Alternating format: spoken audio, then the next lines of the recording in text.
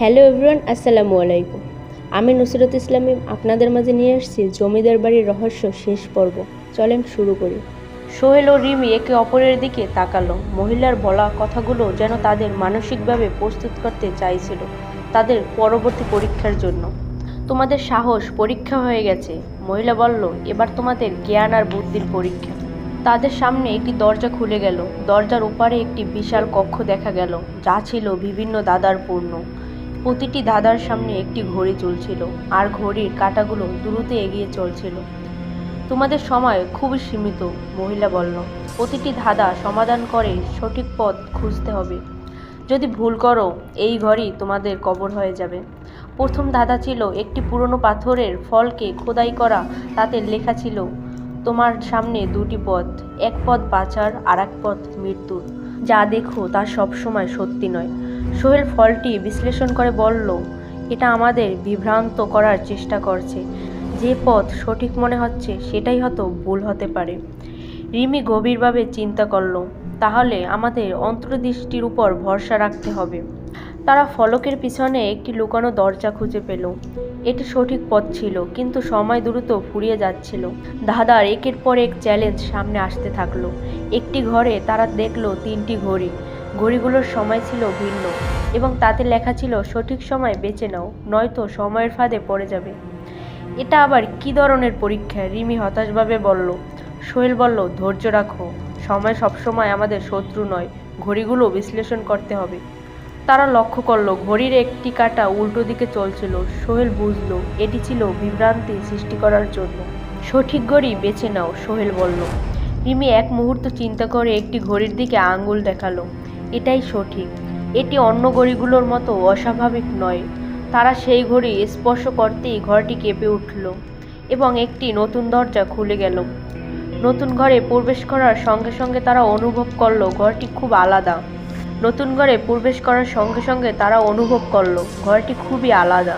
চারপাশে বিভিন্ন প্রতিছবি দেখা যাচ্ছিল। প্রতিটি প্রতিছবি তাদের ভয়ঙ্কর সৃষ্টি আর দুঃখজনক মুহূর্তগুলোকে তুলে ধরছিল। এটা কি আমাদের মনে আঘাত করার জন্য? রিমি বলল, তার চোখে জল। না, সোহেল ধীরভাবে বলল, এটা আমাদের শক্তি কেড়ে নেওয়ার চেষ্টা করছে। আমাদের মনোভাব স্থির রাখতে হবে। তারা যখন সামনে এগোলো, তখন একটি প্রতিছবি তাদের পথ আটকালো। এটি ছিল তার রহস্যময় ছায়ামূর্তি, যা সোহেলের মতো দেখতে। তুমি কি সত্যিই নিজেকে জানো? ছায়ামূর্তিটি বলল। তোমার বিশ্বাস কি তোমার দুর্বলতা নয়? সোহেল উত্তর দিল, আমার বিশ্বাসই আমার শক্তি। আমি নিজেকে জানি, এবং ভালোবাসা আমাকে পথ দেখাবে। আমাদের এই সেতু পার হতে হবে, সোহেল বলল। সেতুটি অতিক্রম করতে গিয়ে তারা অনুভব করল নিচে গভীর খাদ। এক ভুল পদক্ষেপ মানেই মৃত্যু। রিমি একটু পিছিয়ে গেল, কিন্তু সোহেল তার হাত ধরে বলল, ভয় পেও না, আমি তোমার পাশে আছি। তারা ধীরে ধীরে সেতু পার হতে লাগলো। প্রতিটি পদক্ষেপ ছিল পরীক্ষা, কিন্তু একসাথে থাকার শক্তি তাদের সাহস দিচ্ছিল। অবশেষে সেতুর শেষ প্রান্তে পৌঁছালো। তারা দেখতে পেল এক বিশাল দরজা। দরজাটির উপর খোদাই ছিল, ভালোবাসাই মুক্তির চাবি। মহিলা আবার উপস্থিত হয়ে বলল, তোমরা তোমাদের সাহস, জ্ঞান এবং বিশ্বাস প্রমাণ করছো। এই দরজা খুলে তোমরা মুক্তি পাবে, কিন্তু মনে রাখো, ভালোবাসা ছাড়া জীবন অর্থহীন। সোহেল আর রিমি একে অপরের দিকে তাকালো। তারা একসাথে দরজা খুলল, এবং এক চমৎকার আলোয় তাদের ঢেকে নিল। দেখতে দেখতে তারা বাড়ির বাইরে এসে দাঁড়ালো। রাতের অন্ধকারে ভেঙে ভোরের আলোয় ফুটছিল। আমরা মুক্ত, রিমি উচ্ছ্বাসে বলল। হ্যাঁ, সোহেল হাসল। আমাদের ভালোবাসা আমাদের রক্ষা করেছে। তারা বুঝল তাদের এই অভিজ্ঞতা শুধু ভয় নয়, বরং তাদের ভালোবাসার গভীরতাও পরীক্ষা করছিল। সোহেল আর রিমি ভাবছিল তারা অবশেষে মুক্ত, কিন্তু বাস্তবতা ছিল সম্পূর্ণ ভিন্ন। তাদের জীবনে যে অন্ধকারের অধ্যায় শেষ হয়েছে বলে মনে হয়েছিল, তা ছিল আসলে শুরু। ভোরের আলোতে সোহেল আর রিমি বাড়ি ফিরে গেল। তারা ভাবছিল সবকিছু স্বাভাবিক হয়ে যাবে, কিন্তু বাড়িতে ঢুকতেই তাদের মনে হলো কিছু একটা ঠিক নয়। বাড়িটি যেন তাদের অপরিচিত। রিমি চারপাশে তাকিয়ে বলল, ঘরের আসবাব, দেওয়ালের রং, সবকিছু যেন বদলে গেছে। তারা বুঝতে পারল এই বাড়ি তাদের আসল জগতের নয়, যেন তারা অন্য এক বাস্তবতায় আটকা পড়েছে। রাতেই অদ্ভুত ঘটনা ঘটতে শুরু করলো। দেওয়ালের উপর ছায়ামূর্তি চলাফেরা করছিল। জানালার বাইরে কেউ একজন তাদের দিকে তাকিয়েছিল। হঠাৎ তাদের শোবার ঘরের দরজা নিজে থেকেই খুলে গেল। কণ্ঠস্বর শোনা গেল, তোমরা মুক্ত হতে চেয়েছিলে, কিন্তু অভিশাপ কখনো শেষ হয় না। রিমি আতঙ্কে সোহেলের হাত চেপে ধরল। এটা কি হচ্ছে সোহেল? আমরা তো মুক্ত হয়েছিলাম। সোহেল বলল, কিছু একটা গড়বড় হচ্ছে। আমাদের ফেরানো হয়েছে। তারা আবার দরজা বন্ধ করার চেষ্টা করলো, কিন্তু ঘরের মাঝখানে একটি ছায়ামূর্তি ধীরে ধীরে রূপ নিতে শুরু করলো। এটি একজন বয়স্ক লোকের মতো দেখতে, কিন্তু তার চোখ একেবারে শূন্য। তোমরা জানো না, তোমাদের মুক্তির চেষ্টাই এক নতুন অভিশাপ ডেকে এনেছে, লোকটি বলল। তোমাদের ভালোবাসা ছিল শক্তি, কিন্তু তাই অভিশপ্ত জগৎকে আরো ত্রুব্ধ করে তুলছে। রিমি কাঁদতে কাঁদতে বলল, আমরা কিভাবে মুক্তি পাবো? লোকটি বলল, তোমাদের এক পুরনো আত্মার সঙ্গে দেখা করতে হবে, যে তোমাদের পথ দেখাবে। কিন্তু সাবধান, সেই আত্মা তোমাদের শত্রু হতে পারে। সোহেল আর রিমি এখন জানতো তাদের নতুন যাত্রা শুরু করতে হবে। লোকটি তাদের এক পুরনো পাথরের মন্দিরের পথ দেখালো। মন্দিরটি ছিল জঙ্গলের গভীরে, যেখানে দিনের আলো পৌঁছয় না। এই মন্দিরে তোমাদের উত্তর আছে, লোকটি বলল, কিন্তু তোমরা যা দেখতে পাবে তা সহ্য করতে পারবে কি? তারা মন্দিরে প্রবেশ করতেই দেখতে পেল চারপাশে অসংখ্য প্রতিমা, আর প্রতিটি প্রতিমার চোখ থেকে রক্ত ঝরছে। একটি প্রতিমা থেকে হঠাৎ একটি ভয়ানক কান্নার শব্দ ভেসে এলো। কেউ আমাদের সাহায্য করতে চাইছে না, তারা আমাদের আটকাতে চায়, রিমি বলল। সোহেল বলল, তারা আমাদের ভয় দেখাতে চাইছে, কিন্তু আমাদের এগাতেই হবে। মন্দিরের এক গভীর কক্ষে তারা একটি পুরনো শিলালিপি পেল। সেখানে লেখা ছিল, যে আত্মা এই মন্দিরে ঘুরে বেড়ায় তার অভিশাপ ভাঙতে পারলে মুক্তি সম্ভব। হঠাৎ কক্ষের মধ্যে থেকে একটি কালো কুয়াশা ছড়িয়ে পড়ল, আর তার মধ্য থেকে এক আত্মা বেরিয়ে এলো। এটি একটি বৃদ্ধ নারীর আত্মা, যার মুখ বিকৃত আর চোখ শূন্য। তোমরা এখানে কেন এসেছো? সে চিৎকার করে বলল। তোমাদের মুক্তি আর মৃত্যু ডেকে আনবে। আমাদের কিছুই চাওয়া নেই, শুধু মুক্তি চাই, সোহেল বলল। আত্মাটি বলল, তোমাদের আগে যারা এখানে এসেছিল তারাও মুক্তি চেয়েছিল, তারা ব্যর্থ হয়েছে। যদি তোমরা ব্যর্থ হও, তাহলে আমিও তোমাদের অভিশাপের অংশ হয়ে যাব। বৃদ্ধ আত্মা তাদের একটি দাদা দিল। তোমাদের যদি সত্যিই মুক্তি পেতে হয়, তবে যা তোমাদের সবচেয়ে প্রিয় তা বিসর্জন দিতে হবে। সোহেল আর রিমি অবাক হয়ে গেল। তাদের ভালোবাসাই তো তাদের মুক্তির পথ দেখিয়েছিল, এবার সেটাই যদি বিসর্জন দিতে হয়, তাহলে তারা কিভাবে বাঁচবে? সোহেল বলল, আমাদের ভালোবাসা বিসর্জন দেওয়া সম্ভব নয়, কিন্তু আমরা যদি একসঙ্গে এই অভিশাপের শিকার হই, তবু একে অপরকে ছাড়ব না। আত্মাটি কিছুক্ষণ চুপ রইল, তারপর বলল, তোমাদের উত্তর সঠিক। অভিশাপ ভালোবাসাকে স্পর্শ করতে পারে না। আলো ছড়িয়ে পড়ল মন্দিরে, আর আত্মাটি ধীরে ধীরে মিলিয়ে গেল। কিন্তু ঠিক তখনই দূরে একটি করুণ কণ্ঠ শোনা গেল, এই রাত শেষ হয়নি, অন্ধকার এখনও তোমাদের অনুসরণ করবে। তারা বুঝলো নতুন বিপদ আবার তাদের দিকে এগিয়ে আসছে। সোহেল আর রিমি ভাবলো তারা মন্দিরের অভিশাপ কাটিয়ে উঠেছে, কিন্তু মন্দিরের গভীরে যাওয়া পথে তারা হঠাৎ দেখতে পেল এক বিশাল লোহার দরজা। দরজাটির উপর মানুষের হাড় দিয়ে তৈরি খোদাই করা অক্ষরে লেখা ছিল, যারা এখানে প্রবেশ করবে তাদের আত্মা আর কখনো মুক্তি পাবে না। রিমি ভয়ে কাঁপতে কাঁপতে বলল, আমরা কি এখানে ঢুকবো? এটা আরও বিপদ ডেকে আনবে না তো? সোহেল দৃঢ়ভাবে বলল, আমাদের যেতে হবে। আমরা যদি এখান থেকে মুক্তি পেতে চাই, তবে কোনো পথই সহজ হবে না। তারা দরজাটি ঠেলে খুলতেই মন্দিরের পুরো কাঠামো কেঁপে উঠল। ভিতরে প্রবেশ করতেই চারপাশে অদ্ভুত আওয়াজ শোনা গেল, যেন শত শত লোক ফিসফিস করছে। তোমরা আমাদের জাগিয়েছ, অদৃশ্য কণ্ঠগুলো প্রতিধ্বনিত হলো। মন্দিরের ভেতর প্রতিটি কোণে ছায়ামূর্তি ঘুরে বেড়াচ্ছিল। এগুলো মানুষের আকৃতির, কিন্তু তাদের চোখ ছিল শূন্য। একটি ছায়ামূর্তি হঠাৎ সোহেলের কাছে এসে ফিসফিস করল, তুমি কি জানো তুমি কখনো এখান থেকে বের হতে পারবে না? রিমি আতঙ্কে সোহেলের হাত চেপে ধরল। এই জায়গাটা পুরো অভিশপ্ত, আমরা কিভাবে বাঁচব? সোহেল বলল, আমাদের মন শক্ত করে রাখতে হবে। এই ছায়াগুলো আমাদের দুর্বলতা খুঁজে পেতে চাইছে। তারা ধীরে ধীরে সামনে এগোলো, কিন্তু ছায়ামূর্তিগুলো তাদের পথ আটকে দাঁড়িয়ে গেল।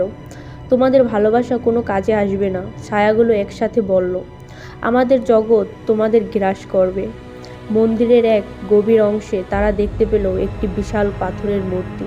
মূর্তিটির মুখ ছিল বিকৃত, আর তার চোখের জায়গায় দুটি কালো গর্ত।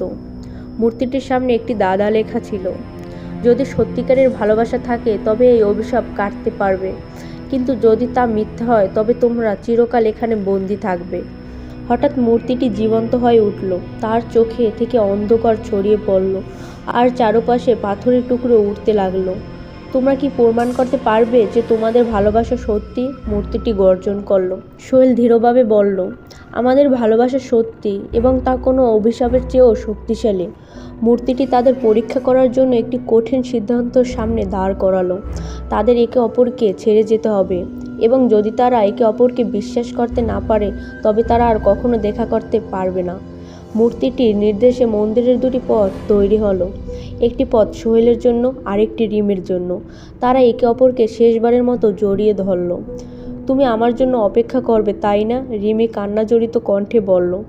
আমাদের ভালোবাসা কখনো মরবে না, সোহেল বলল। তারা আলাদা হয়ে দুই পথ ধরে হাঁটতে লাগলো। সোহেলের পথটি ছিল সম্পূর্ণ অন্ধকারে ঢাকা। হঠাৎ তার সামনে এক নারীর ছায়া দেখা দিল। সেই নারী দেখতে রিমির মতো, কিন্তু তার চোখ ছিল রক্তান্ত। তুমি কি জানো রিমি তোমাকে ছেড়ে চলে গেছে? ছায়াটি ফিসফিস করে বলল। সোহেল চিৎকার করে বলল, তুমি আমাকে বিভ্রান্ত করতে পারবে না। আমি জানি রিমি আমাকে কখনো ছেড়ে যাবে না।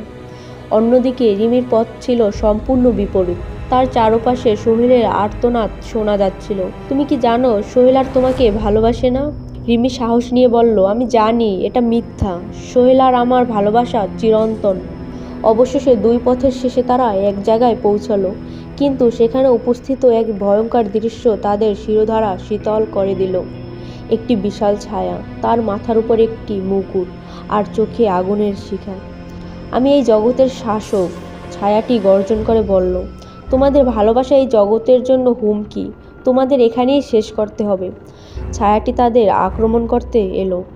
চারপাশের দেওয়াল থেকে শিকড়ের মতো ছায়া বেরিয়ে তাদের বেঁধে ফেলল। সোহেল বলল, আমাদের ভালোবাসা এই অন্ধকারকে পরাজিত করতে পারে। তারা একে অপরের দিকে তাকিয়ে একসাথে বলল, আমরা কখনো হারব না। তাদের ভালোবাসার শক্তি থেকে আলোর একটি প্রবল ঢেউ ছড়িয়ে পড়ল। ছায়া মূর্তিটি চিৎকার করে অদৃশ্য হয়ে গেল। কিন্তু মন্দির আবার কাঁপতে শুরু করলো। তারা বুঝলো মন্দির ধ্বংস হতে চলছে। আমাদের এখান থেকে বেরাতে হবে, রিমি চিৎকার করে বলল। তোমরা আমাকে এখনো জানো না? সেই অদৃশ্য কণ্ঠ ফিসফিস করে বলল।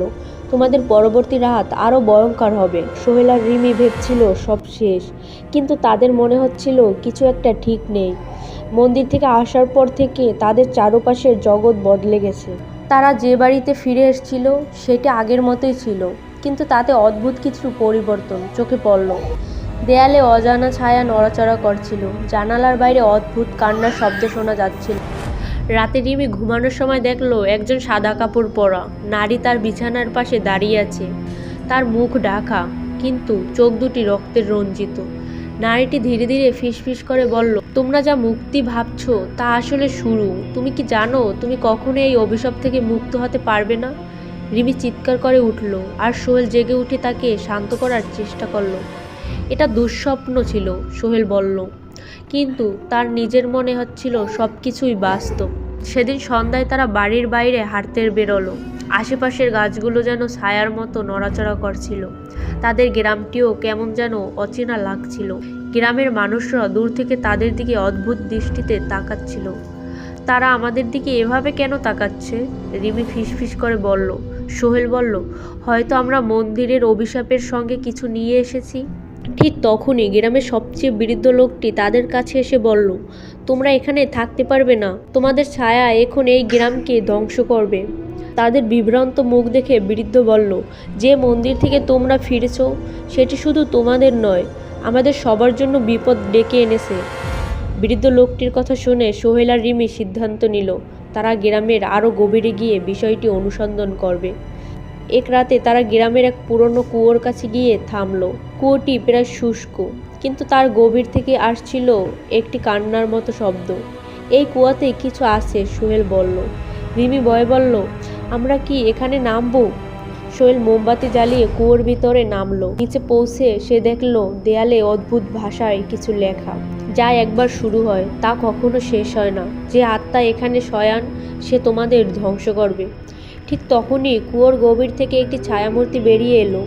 এটি তার হাত দিয়ে সোহেলের গলা টেনে ধরল।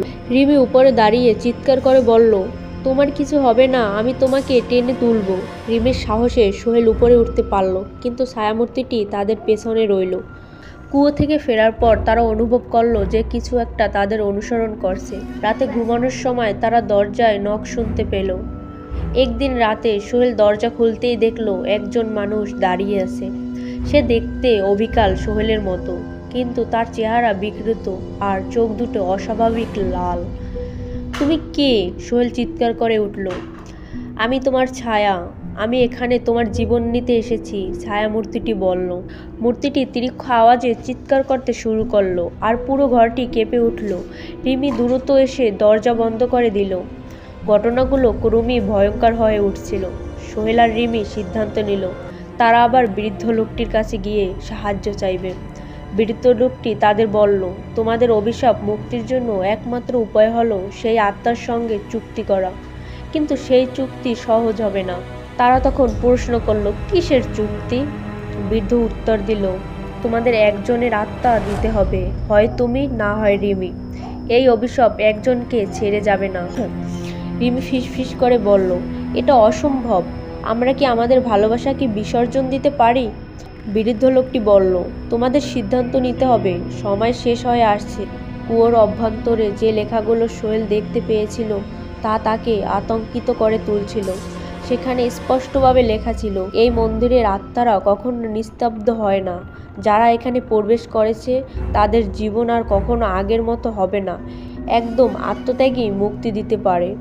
এই লেখাগুলো তার মনের গভীরে গভীরে আতঙ্ক হয়ে সৃষ্টি করলো। তার মনে হয় মন্দির থেকে মুক্তি পাওয়ার জন্য তাদের সামনে এক ভয়ানক সিদ্ধান্ত অপেক্ষা করছে। সোহেল যখন দেওয়ালের লেখাগুলো পড়ছিল তখন কুয়োর গভীর থেকে হঠাৎ করেই এক ঠান্ডা বাতাস উঠে এলো। বাতাসটি যেন তার কানের কাছে ফিসফিস করে বলল, তোমাদের সময় শেষ হয়ে আসছে, তাড়াতাড়ি মুক্তির পথ খুঁজো, নয়তো সব কিছু হারাবে। সোহেল ঘাবড়ে গিয়ে উপরের দিকে তাকালো। রিমি যখন ভয়ে তার নাম ধরে ডাকছিল, সোহেল তুমি কি ঠিক আছো? দয়া করে উঠে এসো। সোহেল দ্রুত উপরে উঠতে শুরু করলো। তখন সে কুয়ো থেকে বের হলো। তখন তার মুখ ভীত আর চিন্তায় ভারাক্রান্ত ছিল। ভেতরে কি দেখলে? রিমি জানতে চাইল। সোহেল বলল, আমাদের মুক্তির জন্য কিছু একটা দিতে হবে, এই মন্দিরের নিয়ম। কিন্তু কি দিতে হবে? রিমি জিজ্ঞেস করলো। সোহেল কোনো উত্তর দিল না। সে জানতো উত্তরটি রিমির জন্য সহ্য করা কঠিন হবে। সেই রাতেই তাদের জীবন নতুন এক ভয়ঙ্কর অধ্যায় শুরু হলো। রাতে যখন তারা ঘুমানোর চেষ্টা করছিল তখন ঘরের জানালা খুলে গেল আর একটি কালো ছায়া ঘরের ভেতরে প্রবেশ করলো। ছায়াটি তাদের বিছানার কাছে এসে দাঁড়ালো। তোমাদের একজনের আত্মা চাই, ছায়াটি গভীর কণ্ঠে বলল। যদি তা না দাও তবে তোমাদের দুজনকে আমি নিয়ে যাব। রিমি ভয়ে কাঁপছিল। সোহেল সামনে এগিয়ে বলল, আমরা অন্য কোনো উপায় খুঁজে বের করব, তুমি আমাদের কিছুই করতে পারবে না। ছায়াটি হাসলো আর ভয়ঙ্কর ঠান্ডা হাসি। তোমাদের সময় খুব কম, আমি অপেক্ষা করব, কিন্তু মনে রেখো এই সিদ্ধান্ত শুধু তোমাদের নয়, এই পুরো গ্রামের জন্য প্রভাব ফেলবে। এরপর ছায়াটি ধীরে ধীরে মিশে গেল। ঘরটি আবার নিস্তব্ধ হয়ে গেল, কিন্তু সেই নিস্তব্ধতা ছিল আরও ভয়ানক। পরের দিন সকালে সোহেল আর রিমি গ্রামের দিকে হাঁটতে বেরালো। তারা দেখতে পেল গ্রাম জুড়ে মানুষগুলো অসুস্থ হয়ে পড়েছে। অনেকের মুখ বিকৃত হয়ে গেছে, কেউ কেউ বমি করছে, আবার বাচ্চারা অসহায়ভাবে কান্নাকাটি করছে। বৃদ্ধ লোকটি আবার তাদের সামনে এসে বলল, আমি তোমাদের সতর্ক করেছিলাম, তোমরা মন্দির থেকে যে অভিশাপ নিয়ে এসেছো তা আমাদের গ্রামকে ধ্বংস করবে। যদি তোমরা কোনো সমাধান না করতে পারো তবে এই গ্রামে কেউ বেঁচে থাকবে না। রিমি কান্নাজড়িত কণ্ঠে বলল, আমরা কিভাবে এই অভিশাপ দূর করব? আমরা জানি না কি করতে হবে। বৃদ্ধ লোকটি গভীরভাবে তাদের দিকে তাকিয়ে বলল, তোমাদের একজনের আত্মত্যাগ করতে হবে, আত্মারা তাছাড়া তুষ্ট হবে না। সন্ধ্যা হয়ে আসছিল, চারদিকে অন্ধকার নামতে শুরু করছিল, কিন্তু সেই অন্ধকার ছিল ভিন্ন। এটি ছিল এমন অন্ধকার যার সঙ্গে নিয়ে আসছিল শীতলতা, ভয়ের বাতাস আর মৃত্যুর অনুভূতি। সোহেল আর রিমি নিজেদের ঘরে ফিরে এলো। তারা জানতো তাদের সময় শেষ হয়ে আসছে। আমি কি সত্যি আমার জীবন দিতে পারবো তোমার জন্য? রিমি ফিসফিস করে বলল। না, সোহেল জোর দিয়ে বলল, আমি তোমাকে হারাতে পারি না, যদি আত্মত্যাগ করতে হয় তবে সেটা আমি করব। তারা একে অপরকে জড়িয়ে ধরল, যেন এই মুহূর্তগুলো তাদের জীবনের শেষ মুহূর্ত। হঠাৎ ঘরের আলো নিভে গেল, আরেকটি ছায়া তাদের সামনে উপস্থিত হলো। এটা আগের ছায়ার চেয়ে অনেক বড় এবং আরও শক্তিশালী ছিল। তোমাদের সময় শেষ, সিদ্ধান্ত নেও, ছায়াটি গর্জন করলো। সোহেল আর রিমি একে অপরের দিকে তাকালো। তারা জানতো এই মুহূর্তে তাদের ভালোবাসার চেয়ে আর কিছুই নেই। আমরা দুজনেই আত্মত্যাগ করব, তারা একসঙ্গে বলল। ছায়াটা চুপ করে রইল। তারপর এক বিভ্রান্ত কণ্ঠে বলল, এটা অসম্ভব, ভালোবাসা কখনো এমন আত্মত্যাগ করতে পারে না। ঠিক সেই মুহূর্তে ঘরের ভেতর থেকে এক উজ্জ্বল আলো ছড়িয়ে পড়ল। ছায়াটি চিৎকার করতে শুরু করলো, তারপর ধীরে ধীরে মিশে গেল। কিন্তু আলো নিভে যাওয়ার পর তারা দেখতে পেল যে তাদের চারপাশে সবকিছু আবার অস্বাভাবিক নিস্তব্ধ হয়ে গেছে। সব শেষ, রিমি ফিসফিস করে বলল। সোহেল উত্তর দিল, না। সোহেল আর রিমির জীবনে যা কিছু ঘটছিল তা তাদের মানসিক ও শারীরিকভাবে ক্লান্ত করে ফেলছিল। মন্দিরের অভিশাপ, ছায়ামূর্তির তাড়া এবং আত্মত্যাগের চাপে তারা ক্রমেই ভেঙে পড়ছিল। কিন্তু তাদের মনে একটাই প্রশ্ন থেকে গেল, এই অভিশাপ কি আসলেই শেষ হয়েছে? একদিন রাতে সোহেল স্বপ্ন দেখতে পেল সেই পুরনো জমিদার বাড়ি। বাড়িটির প্রতিটি কোণে অন্ধকারের আচ্ছন্ন, আর বাতাসে ভাসছে পরিচিত কান্নার আওয়াজ। একটি মেয়ের কণ্ঠস্বর যেন তাকে ডাকছিল, ফিরে এসো সোহেল, এখানে এখনো কিছু বাকি আছে। জেগে উঠতেই সে অনুভব করলো স্বপ্নটি কোনো স্বপ্ন ছিল না, এটি ছিল একটি আহ্বান। সোহেল বলল, আমাদের জমিদার বাড়িতে ফিরে যেতে হবে। রিমি প্রথমে দ্বিধাগ্রস্ত ছিল। তুমি কি পাগল হয়েছ? ওই বাড়ি থেকে আমরা প্রাণে বেঁচে ফিরেছি, আবার সেখানে যাওয়ার মানে মৃত্যুকে ডেকে আনা। কিন্তু সোহেল দৃঢ়তার সঙ্গে বলল, আমাদের সব উত্তর ওই বাড়িতেই আছে। আমাদের জীবনের এই দুঃস্বপ্নের শুরু সেখান থেকেই, সেটাই এর শেষ হওয়ার জায়গা। অনেক অনুরোধের পর রিমি রাজি হলো। তাদের যাত্রা শুরু হলো সেই জমিদার বাড়ির দিকে। জমিদার বাড়ির ভয়ঙ্কর অভ্যর্থনা। পথটি কেমন যেন আরও দীর্ঘ ও নিঃশ্বাস মনে হচ্ছিল। বাতাস ভারী হয়েছিল, আর রাস্তার পাশের গাছগুলো যেন শূন্যতার দিকে ঝুঁকেছিল। জমিদার বাড়ির কাছে পৌঁছানোর পর তারা অনুভব করল চারপাশের পরিবেশ আরও গা ছমছমে হয়ে উঠেছে। বাড়িটির দরজা আবারও নিজে থেকেই খুলে গেল। ভিতরে ঢুকতে তারা দেখল সবকিছু ঠিক আগের মতোই আছে, তবে এইবার পরিবেশ আরও ভয়ঙ্কর। দেয়াল জুড়ে অদ্ভুত লেখা, এই রক্তের দাগ ছড়িয়েছিল। হঠাৎ একটি মেয়ের কণ্ঠস্বর শোনা গেল, তোমরা ফিরে এসেছো, আমি জানতাম একদিন তোমরা আবার আসবে। তারা চারপাশে তাকিয়ে কাউকে দেখতে পেল না। কেউ আছে এখানে? সোহেল চিৎকার করে জিজ্ঞাসা করলো। একটি ছায়ামূর্তি সামনে এসে দাঁড়ালো। এটি ছিল এক মেয়ের ছায়া, যার মুখ দেখা যাচ্ছিল না। তোমরা আমার অভিশাপের শুরু, আমি চাই তোমরা এটা শেষ করো, কিন্তু তার জন্য তোমাদের ত্যাগ করতে হবে সবকিছু, মেয়েটি বলল।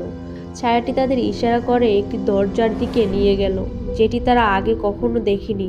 দরজাটি ভাঙা ছিল এবং তার ভেতর এক ঠান্ডা বাতাস বের হচ্ছিল। এই কক্ষেই আছে সত্যি, তবে তুমি সত্যি জানার জন্য প্রস্তুত, মেয়েটি বলল। সোহেল আর রিমি ভয়ে ভয়ে কক্ষের ভিতরে ঢুকলো। সেখানে তারা একটি পুরনো চিত্রকর্ম দেখতে পেল। চিত্রকর্মে একজন জমিদার এবং তার পরিবারকে দেখা যাচ্ছিল, তবে তাদের মুখের জায়গায় গভীর আধার। চিত্রকর্মের নিচে লেখা ছিল, যারা অন্যায় করে তাদের প্রজন্ম অভিশপ্ত। রিমি ফিসফিস করে বলল, এটা কি আমাদের পরিবারকে নিয়ে কিছু বলছে? সোহেল মাথা নাড়ালো। আমাদের পরিবারের ইতিহাসে কিছু ভয়ঙ্কর ঘটনা ঘটে থাকতে পারে, আমরা হয়তো সেই পাপের ফসল।